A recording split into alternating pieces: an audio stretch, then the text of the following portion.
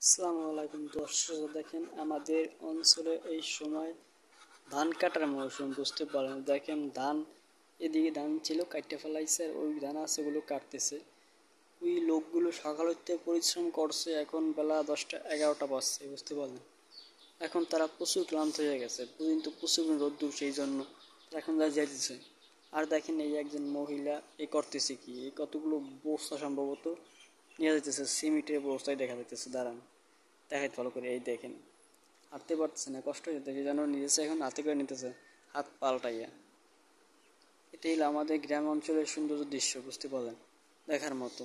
তা ওই লোকগুলো ওই দেখেন, ওই যাইতেছে, একটা গরু আছে কুয়ার মধ্যে, অন্য কোনো কিছু নাই, দেখতে পাইছেন। ওই যে ওই একজন, আর এই যে গরুর পিছে একজন।